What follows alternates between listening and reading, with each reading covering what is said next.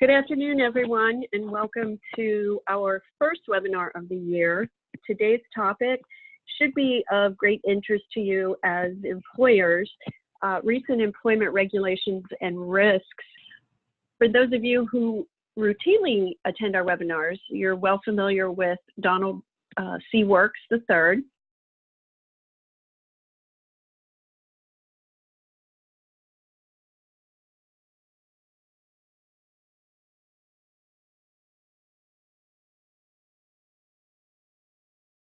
Well, thank you very much, Sandy, and good afternoon, everyone. We have a lot to cover today because there have been a lot of new developments in labor and employment law. As you'll see over the next hour or so, we're going to be looking at a number of different areas, including pay equity, recent trends and class actions by employees, sexual orientation, gender discrimination issues. We're going to talk about some wage and hour issues. And then finally, we'll wrap it up with our continuing discussion, it seems, every quarter on the changing definition of joint employer from the National Labor Relations Board. So if you have questions, feel free to jump in at any time, or you can hold them till the end. We should have plenty of time at the end. So we'll go ahead and we'll start talking about pay equity first. This is an area that has really come to the forefront in the last 4 or 5 years. Employers are feeling pressure from all different directions, not only from their employees, but their new state and local laws that are focusing on pay equity. The Equal Employment Opportunity Commission and the Office of Federal Contract Compliance Programs have been enforcing the law more actively. Shareholders are starting to put pressure on public companies, and there's been a lot of media coverage in this area as well. This idea of pay equity, though, is not really a new idea. In fact, it goes all the way back to 1963, as you can see in the next slide, when the Equal Pay Act was originally passed by Congress. Now, the Equal Pay Act says that you cannot discriminate in pay based on gender where women in the same establishment perform jobs similar to men and requiring substantially equal skill, effort, and responsibility under similar working conditions. So it would seem, since the law has been in effect since 1963, that this would no longer be an issue. However, if you look closely at the law, basically what it says is they have to perform the same job as their comparator, and it has to require equal skill, effort, and responsibility. The defense to a claim under the Equal Pay Act is simply showing a factor other than sex to explain the difference in pay. So it has been easy for employers to defend these actions over the years, and we have defended a number of them, because all you had to do was point to some factor other than sex to justify the difference in pay. It could be experience, it could be the fact that the geography was different, it wasn't in the same establishment, the working conditions could be different. Just a factor other than sex had to be articulated and proven in order to defeat a claim under the Equal Pay Act. Well, in recent years, it's becoming more difficult to defend claims of equal pay because there have been a lot of state and local laws passed. As you can see in the next slide, a number of different states and municipalities have decided to pass laws that require equal pay for equal work. And the difference between these laws and the Equal Pay Act varies from state to state and from locale to locale. As you can see in the next slide, what equal pay is depends upon the particular state law. Some states say that you have to pay equal pay for substantially similar work or even comparable work. some of you may recall the term comparable worth. That term has been around for a number of years and basically says that employers would have to pay the same amount to men and women if jobs have the same worth to the organization. So as you can see, when you get into definitions like that, it really broadens the pool of comparators. It expands the number of jobs that a plaintiff could compare themselves to and then claim that they weren't paid equal pay. Because of these changes in the state and local laws and how much more broad they are in terms of the way they define the same job, it is becoming much more difficult for employers to defend equal pay claims. The other trend that we've been seeing, you can see in the next slide, is a trend for bans on salary history inquiries. In other words, if you have been asking on your applications or in interviews how much employees made in their prior job or their current job when they're interviewing to be hired by you, that type of an inquiry would be banned in a number of different states and municipalities. You can see them listed here. And the idea behind these laws is that by asking that question and by starting women at the salary that they are currently at or just a little bit higher, what you're doing is perpetuating the effects of past discrimination. So in other words, women who are generally paid less than men will never catch up if we are asking that question and starting them at a salary comparable to what they are at presently. So there are a number of states and municipalities who have banned that question, made that question unlawful. And as you can also see here, the Ninth Circuit Court of Appeals has said that if you get a claim under the Federal Equal Pay Act, you cannot justify the salary differential by pointing to the fact that somebody made less prior to coming on board with you. And that has been a defense in those cases in the past. So this idea of asking about prior salary history, you all need to really be thinking about whether or not that's something you should be doing, because it will not help you defend an EPA class action, and it will not help you in terms of compliance with the law if you are doing business in the states or locales listed in this slide where such an inquiry is prohibited. So some of the things you can do to try to avoid claims based on equal pay. First thing you can do is try to take a look at what the appropriate comparison groups are in your workplace. And that may change based on state law, whether jobs are comparable or they're similar, or under the Equal Pay Act, they're virtually identical. But come up with what the comparison groups are.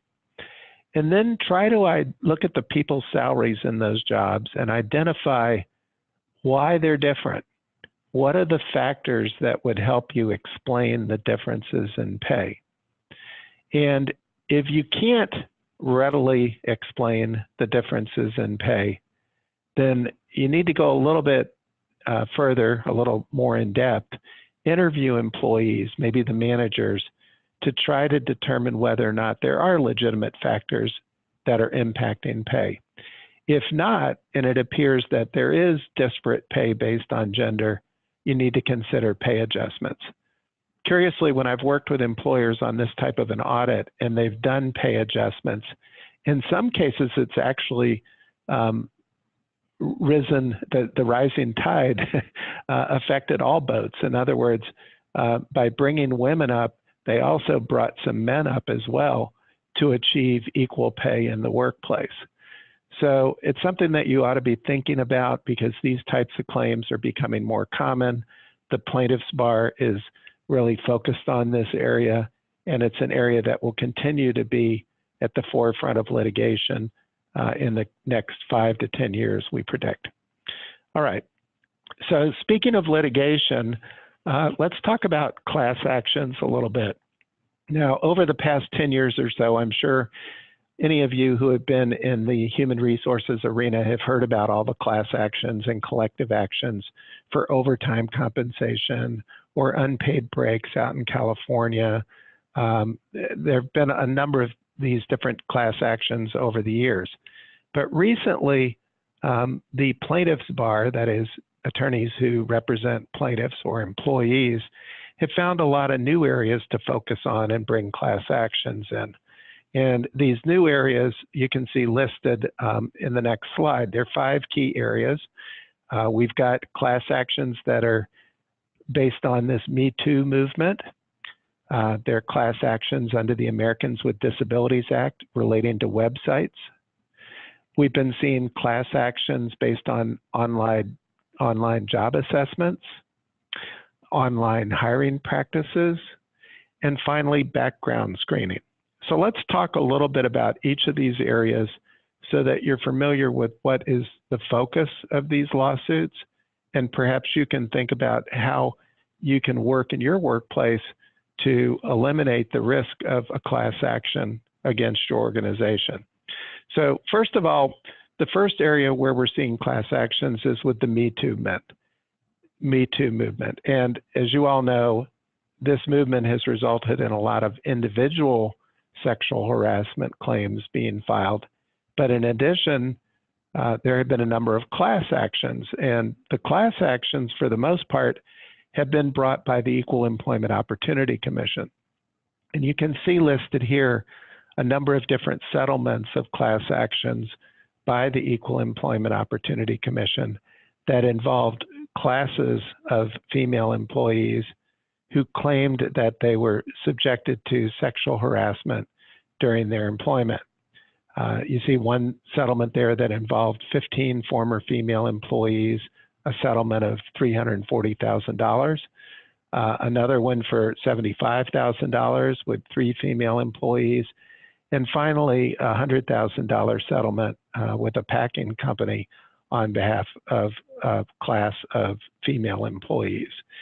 So we're starting to see these types of claims become class actions, and primarily they're being brought by the Equal Employment Opportunity Commission. One might think that the current administration would not be so aggressive with regard to enforcement of the law, but this is one area in particular where the Equal Employment Opportunity Commission has been very aggressive, and we expect them to continue to be so. The next type of class action that we're seeing involves the Americans with Disabilities Act and cyberspace. Now, to explain what I mean by that, you'll probably know that Title I of the Americans with Disabilities Act relates to employment. Title III provides that there cannot be discrimination based on disability in places of public accommodation. And if there is in fact discrimination, you have to make reasonable accommodation to overcome that discrimination and provide equal access to the place of public accommodation. Recently, there have been a lot of cases that challenge what is a place of public accommodation, and the courts have ruled that a place of public accommodation is not just a brick and mortar establishment, but it also extends to websites. So if you maintain a website, it is a place of public accommodation, and under Title III of the Americans with Disabilities Act, it has to be accessible to persons with disabilities. Now, as you can see in the next slide, you may be wondering, well, how do people with disabilities, for example, if they're blind or physically impaired, how do they access the internet? Through screen reading software is what they do. There's actually particular software that is used by persons who are disabled to enable them to utilize the internet and go to websites and view them, or at least understand them in the way that those of us who do not have disabilities are able to do so. There are certain guidelines that must be followed in order to ensure accessibility, and they're called the WCAG 2.0 guidelines. I know some of you are probably going to get off the phone today and go run to your IT people and say, are we compliant? And in fact, you should do that because you need to be sure that you are compliant, particularly if you do online hiring through your website, or if you post jobs on your website. Because if you're not compliant, then you may be subject to one of these class actions where they're contending that applicants do not have equal access and therefore do not have equal job opportunities because of your website. That can result in a class action not only under Title III, but also under Title I of the ADA for discrimination in hiring. So that is another area of focus in the area of class actions, that being websites and accessibility. The next area that we're seeing a number of different cases in, and before I move to it, here's a slide that, Sandy, I appreciate you bringing up. Just some good data here on the number of these website accessibility lawsuits that have been filed. 260 in 2016, up to 1,053 just in the first half of last year. And as you can see, a lot of the cases are in New York and Florida. So particularly if you're in those states, you really need to be sensitive to website accessibility. Okay, so that's the data. Let's move on to, as I was going to, the next area where we're seeing a number of different class actions being filed. And it has to do with online job assessments. A number of employers are using different types of tests to measure whether applicants are qualified for particular jobs for which they're applying by measuring different personality attributes or different knowledge or skills. Now, if these tests are validated as valid predictors of on-the-job performance, then they may be okay. But the legal danger is that some of these tests will screen out applicants or candidates who lack certain personality traits or have other personality traits that are characteristic of persons who have mental disabilities. That would set you up for a claim of discrimination under the Americans with Disabilities Act. Now, so I note, as you can see in the next slide, what you really need to do is be sure that any online assessment tools that you're using are job-related and consistent with business necessity. That is, they are the only way that you can ensure that the individuals applying are actually qualified for the job. And one thing I will note here is AlphaStaff offers a number of different assessment tests like we're talking about here. What you should do is work with AlphaStaff to ensure that the tests that you're selecting are actually those that are appropriate for the positions that you're utilizing them for, to avoid this type of a class action or claim. The other hiring practice that the plaintiff's bar is targeting is a little bit more subtle. It's not just, here's this assessment tool, it impacts people with disabilities. It's more subtle than that. And what they've been doing is they've been looking at certain advertisements for job openings that they see on social media sites, and they then go deeper to find out if the advertisements have been targeted to particular age groups. And if they have been, then they're claiming in a class action discrimination in hiring under the Age Discrimination and Employment Act. The theory, as you can see in the next slide, is that social media is often, if we go back one slide now, okay, right there. Social media often targets particular groups. So the language in the targeted advertisement might say that the company wants the ad to reach certain demographics. For example, people who are 28 to 45 years of age who live in the United States. That type of advertisement might then appear on social media, say Facebook or another type of social media, and be targeted specifically to users in that age group. If you are utilizing that type of advertising, then there is the chance that you get sued for age discrimination because your advertisements are unlawfully excluding those who are 40 years of age and older. So another area of concern in the way of class actions. Now, the last area I want to mention in terms of class actions would be that having to do with background screens. As some of you all know, I'm sure, when you do a background check on a new applicant or even a current employee, and you utilize a third party to do that background check. In other words, you don't just go on the internet yourself and look up particular criminal records or driving records. You utilize a company or a service to do that for you. When you use that third party to do the background check, you have to comply with the requirements of the Fair Credit Reporting Act.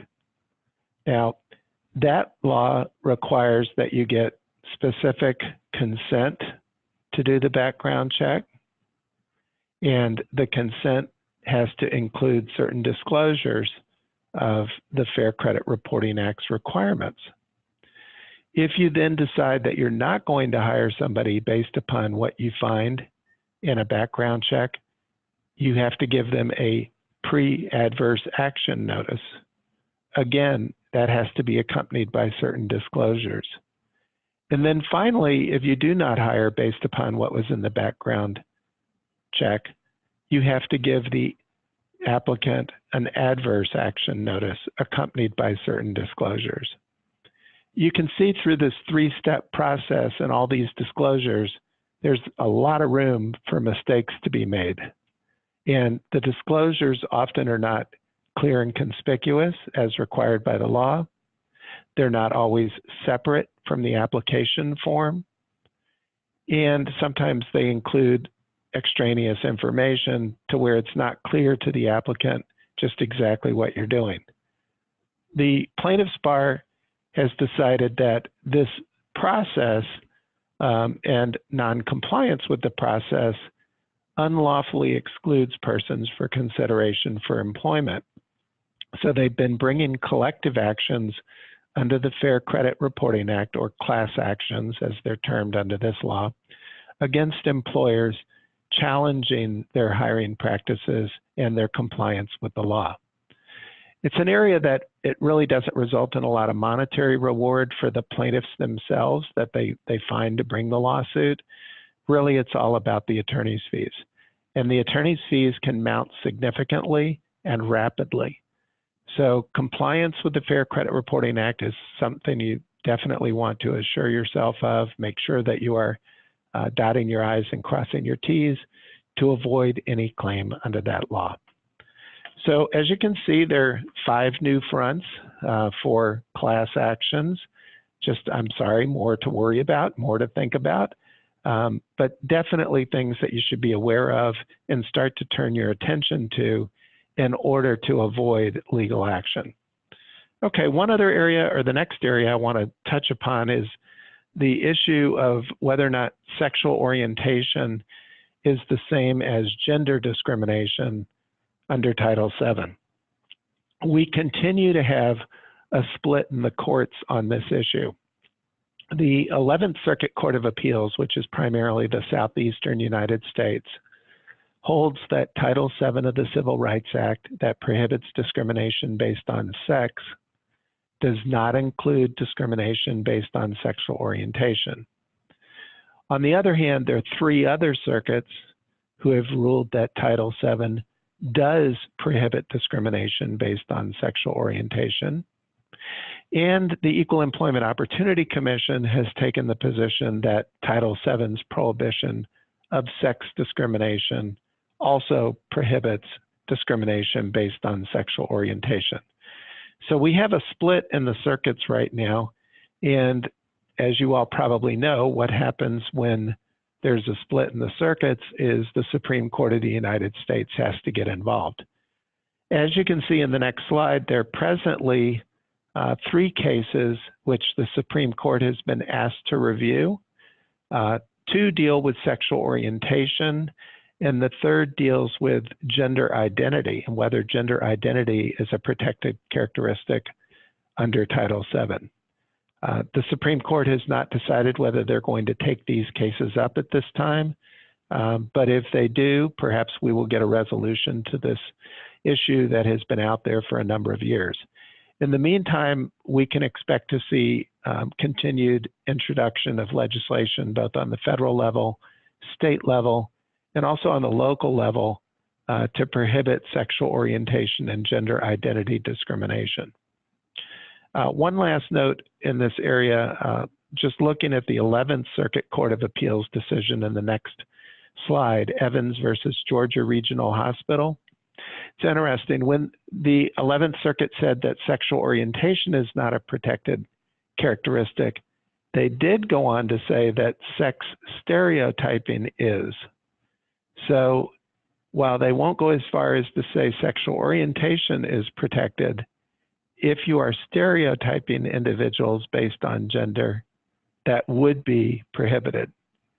So gender nonconformity would be actionable. Query, is that the same as gender identity? We're not sure. We're not sure what the answer to that would be. But the 11th Circuit is at least suggesting that there might be some room for claims in that area as well. And then finally, I'll note that there are a number of different states and municipalities that have enacted laws against sexual harassment and gender discrimination, including discrimination based upon sexual orientation. They're set forth in the next slide. Okay, so we've talked a little bit about pay equity and class actions, and then finally developments in the area of discrimination based on sexual orientation. I want to turn our attention away from discrimination claims, and let's focus on wage and hour at this point. So we've had a number of different developments in the area of wage and hour law. The first one you'll see in the next slide has to do with the Department of Labor Wage and Hour Division announcing that it will reinstate the practice of issuing opinion letters. During the Obama administration, the DOL Wage Hour Division decided that it would no longer issue opinion letters to employers. Prior to that time, if you had a question about whether or not a particular job was exempt or non-exempt, or whether you had to pay non-exempt employees for time, who knows, going to have a drug test or during training, whatever your question might be, you could write a letter to the administrator of the Wage and Hour Division asking for an opinion. It could be done anonymously, and they would give you an opinion letter telling you the answer to your question, whether or not a person was exempt or non-exempt, or a job was exempt or non-exempt, whatever the case might be, they would give you an opinion letter. The significance of that is that if you had such an opinion letter and you later got sued, you could rely upon that opinion letter to claim that you had acted in good faith. And if you act in good faith under the Fair Labor Standards Act, then you avoid what's known as liquidated damages, where the amount that you owe is automatically doubled up. So in a case where you get sued for overtime compensation, for example, because somebody claims you misclassified their job as exempt, you could pull out your opinion letter from the Department of Labor and say, wait a minute, the DOL told me that they were exempt. I don't have to pay liquidated damages because I acted in good faith. The Obama administration decided to do away with issuing opinion letters. They issued guidance, but it was guidance that you could not be relied upon for good faith defense. The current administration has reversed that I guess it would be like a tolling or reversed that freeze on opinion letters that existed under the prior administration, and they're now issuing opinion letters again. So if you have a particular area you're curious about under the DOL's wage and hour laws, you can write to the Department of Labor and get an opinion. I'll give you some examples of opinion letters that have been coming out in the next several slides. The first one actually is not under the Fair Labor Standards Act, but it's under another law that's enforced by the Wage Hour Division. and it's the Consumer Credit Protection Act that deals with garnishments. And in an opinion letter, the DOL gave 15 examples of different types of payments that would be subject to garnishment. So they've clarified for us that all these different types of payments are subject to garnishment. You may have had a question about one of these areas, sign-on bonuses, for example, or safety awards. What about holiday pay? Those things would all be subject to garnishment. So you can see the benefit of this practice of giving opinion letters is it offers clarity to employers and helps them to come into compliance without the DOL being focused on enforcement. They're focused on working with management to ensure compliance. Another opinion letter that they issued recently dealt with breaks that were taken by an employee who needed to take time off under the Family and Medical Leave Act. You can see in the next slide, it was opinion 2018-19. This employee's doctor said that they needed to take 15-minute breaks each hour, 15-minute hourly breaks as directed by a physician. And the employer wanted to know if those breaks were still considered hours worked that they had to compensate the employee for. The DOL observed that normally breaks that are less than 20 minutes have to be compensated. They are considered hours worked. But in this particular case, because they were breaks to accommodate the employee's serious health condition under the FMLA, they didn't have to be paid. The next opinion letter that I want to call your attention to was one having to deal with employees who participated in wellness activities, for example, biometric screening, other types of screening. As long as it was voluntary, the DOL has opined that that time that they spend doing the screening is not compensable. So as long as it's voluntary, it's not compensable hours worked. Another example of an opinion letter issued recently has to do with retail and service establishments. As you can see in the next slide, opinion FLSA 2018-21 dealt with the 7I exemption under the law for overtime compensation. Now, basically 7I says that if somebody works in a retail or service establishment and they're paid more than 1.5 times minimum wage and more than 50% of their earnings are commissions, then they're exempt from overtime compensation. The question has been, what is a retail or service establishment? And in this particular opinion, the DOL said that this employer who used inside sales reps to sell a technology platform via phone or via the internet were actually engaged in retail sales. So this isn't the typical department store sale that we think of when we think of retail sales. This is something that is done over the phone or over the internet, and the DOL is open to considering that as a retail type sale as long as whatever you're selling is not resold. So it can't be wholesale, it has to be retail to the ultimate consumer. And even though it's not in a brick or mortar establishment, they'll recognize it as being a retail establishment and the employees would be eligible for the 7I exemption. Another opinion letter that came out last year that was of interest involved not-for-profit organizations. In this particular example, when they wrote in and they asked for the opinion, the nonprofit organization did not identify who they were, which is the norm. You usually don't give up the name of your company if you think you might be exposed to liability. So this not-for-profit writes in and they say, you know, one of the things we do is we give certification for people, give them credentials, basically. So the thing I immediately thought of was SHRM and their SCP certification or their CP certification. By analogy, they have different people who already have those certifications who come in and grade exams. or create new tests. Are those individuals employees that have to be paid at least minimum wage, or could they be treated as volunteers? I'm certainly not suggesting that this was SHRM, because there are a lot of indications here that this was not SHRM, it was some other not-for-profit organization. But that, by analogy, just to help you understand what they were asking, is a good example, I think. So they asked, are those people volunteers or do they have to be paid? And the DOL said they're volunteers.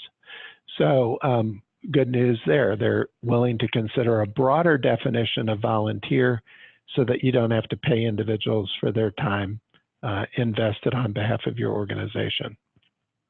Other recent opinion letters you can see in the next slide have dealt with whether or not religious organizations were covered. What about home health aides, organ donors, whether or not they have protection under the FMLA. So there are a lot of different opinion letters coming out that are very helpful. If you want to see these opinion letters, you can always go to the Department of Labor's website under the Wage and Hour division. There's a subsection for opinion letters. And they are very informative. They will help you maybe understand some different exemptions a little bit better, or keep up to date on the Department of Labor's position on these various subjects. Another nice development from the Department of Labor is their PAID program. It's called the Payroll Audit Independent Determination Program. And through this program, employers have the opportunity to come forward and say, we're going to do a self-audit. And the DOL will help you do the audit as long as you agree that you'll voluntarily correct any errors. The idea here is they're not going to go after you and bring suit against you. They won't try to collect amounts due for past errors. They will simply try to help you correct errors and do things right going forward. So another shift in policy where we're not so focused on enforcement as we are focused on educating and helping employers come into compliance, something which we think is a positive development, actually an approach that the DOL took many, many years ago. It's good to see it coming around again. All right, the last thing I want to talk about, well, actually two things I want to talk about in wage and hour. The first one has to do with this overtime rule. You all might remember that during the Obama administration, they tried to raise the minimum salary for somebody to be paid in order to be considered exempt. A judge in Texas, whose photo appears here, issued an injunction stopping them from raising the salary basis. That's presently on appeal, and the appeal is stuck. It's not going anywhere right now. Looking at the next slide, you can see the history here of the overtime rule and the salary threshold that would be required for the exemption. According to the current Secretary of Labor, he thinks that the current salary is too low, that paying somebody $23,660 shouldn't entitle you to treat them as exempt. However, he opines that the salary that was set by the DOL under the Obama administration, $47,476, was too high.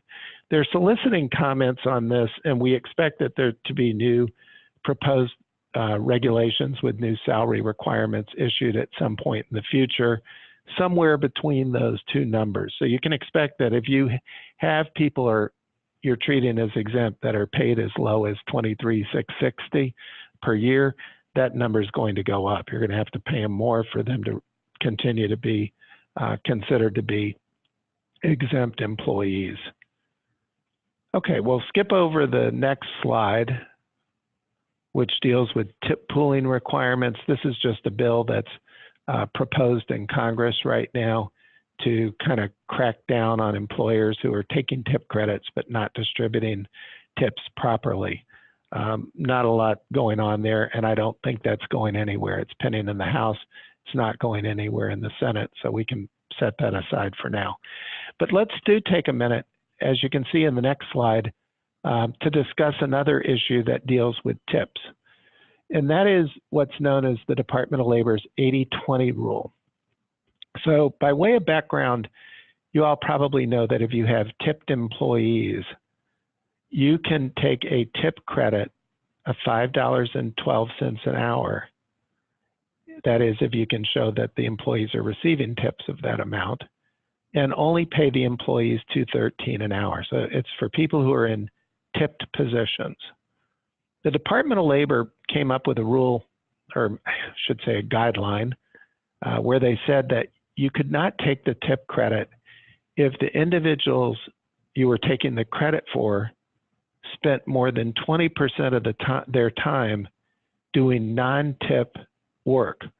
So if you had like a server who was actually doing back of the house work, like washing dishes 30 or 40% of the time, then that would defeat your eligibility or ability to use a tip credit. So recently, the Ninth Circuit Court of Appeals upheld that 80-20 rule. So they said that that is a valid rule. Okay. Once that happened, however, the DOL in November of 2018, you can see in the next slide, the DOL rescinded the rule. They said, okay, we don't have an 80-20 rule anymore, and they don't place any limitation on the amount of duties related to tip producing occupation. As long as people got temps, then you could take a tip credit. Unfortunately, the most recent development, January 2nd of this year, in the next slide you can see, a Missouri federal court rejected the retroactive application of this opinion letter that rescinded the 80-20 rule. So in other words, they're saying during the time that the 80-20 rule was in effect, you could not have taken a tip credit if somebody did more than 20% of their work on non-tip type duties. We don't know whether that's going to apply prospectively, but given the language of the case, they're indicating that they're not going to give a lot of deference to the Department of Labor's position. So we may still have issues in the courts if you're taking a tip credit and more than 20% of your employees' time is spent on non-tip duties. In other words, this 80-20 issue is not over yet. We thought it was going to be resolved by the rescission of the rule, but it is not yet resolved. Now, the last thing I want to talk about this afternoon is the area of joint employer liability. Now, I mentioned this, I believe, the end of last year, or perhaps it was our quarterly review in the middle of last year, but it's a hot area, not only for the National Labor Relations Board, but also for the Equal Employment Opportunity Commission.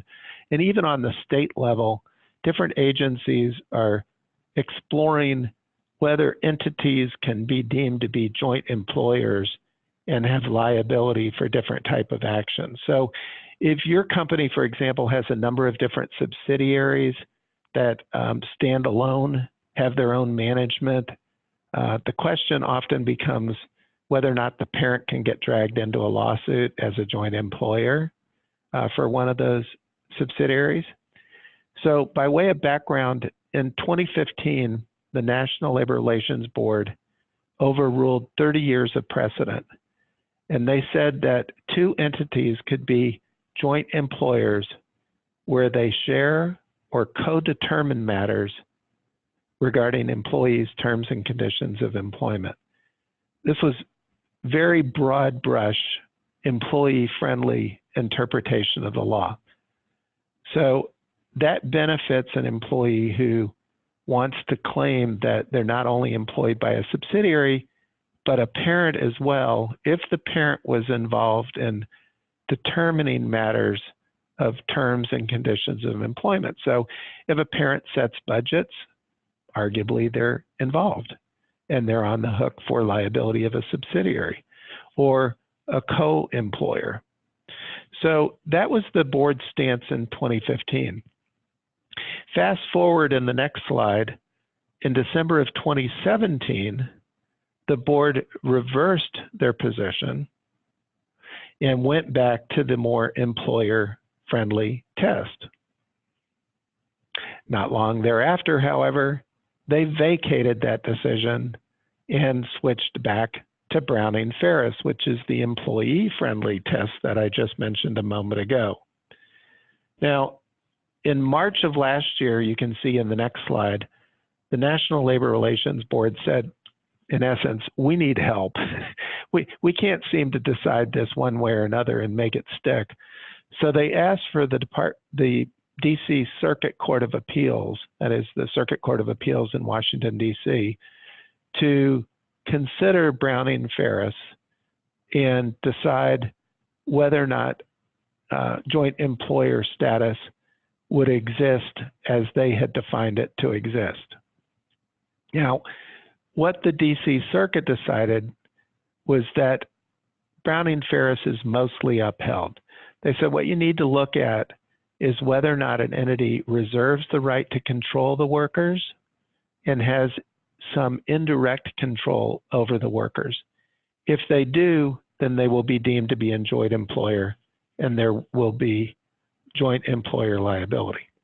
So while all this is going on, while the DC Circuit was considering the case, in the next slide, you can see, in essence, where we are now, which is that the National Labor Relations Board and other agencies are considering rules that would say you're only going to be considered an employer if you actually exercise substantial direct and immediate control over terms and conditions of employment.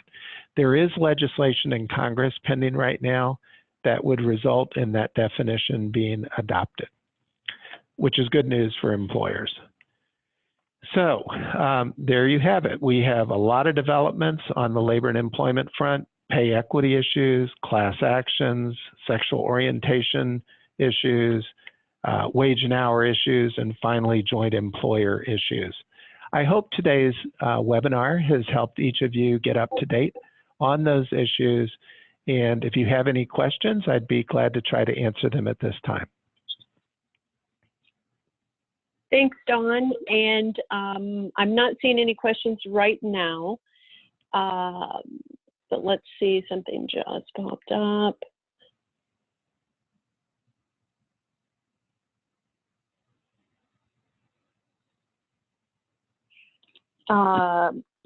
Cherie, I think you are on the call, and I'm not sure what your question is. So if you do want to open that up to Don, please either, well, just unmute yourself. I think you may be unmuted already, but you can go ahead and ask that question. You're talking about the joint employer issue in relationship to PEO. So Don, I see Cherie's typing. Actually, she stopped typing. Hi, I'm on. Hi, this is Cherie. Hi, Don. Hi, Cherie. And everybody, Cherie Eric is our one of our legal internal team members, and so I'm interested in your question, Cherie. Yeah, so Don, the sort of status of joint employment, you know, as a concept, I know that there's been sort of a lot of back and forth with the National Labor Relations Board. And I was just wondering, because there's, you know, joint employment, there's co-employment, there's all these various different things that touch on our relationship in particular with our clients. As a PEO, I'm just wondering if you had any sort of, you know, does this issue sort of touch on the relationship with PEOs, or is this sort of, you know, sort of unique to what's going on with the National Labor Relations Board?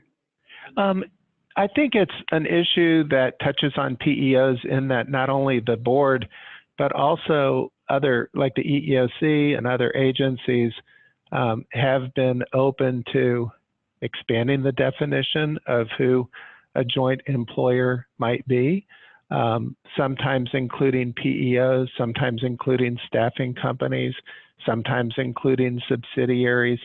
But in all cases, it seems to come back to the factors that we've discussed here today, which is the amount of direction and control over terms and conditions of employment exercised by the entity. and the degree to which they act as an employer.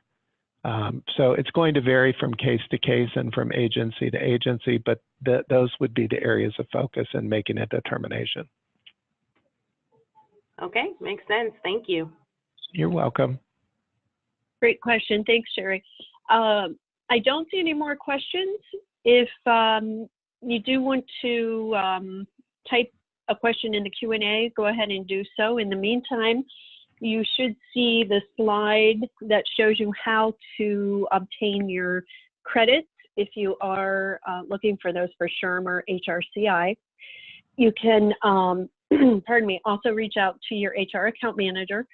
And if you did want a copy of the presentation, we can do that as well. I want to just thank you all again for taking time today. And Dawn, thank you. Always a delight. Always my pleasure. Thank you. Thank you. Awesome. So I do want to invite everybody to our next webinar, which is Thursday, February 21st. And you'll notice it says 10 a.m. because it's Pacific Coast time. And it is a session that has to do with the California law about harassment and discrimination.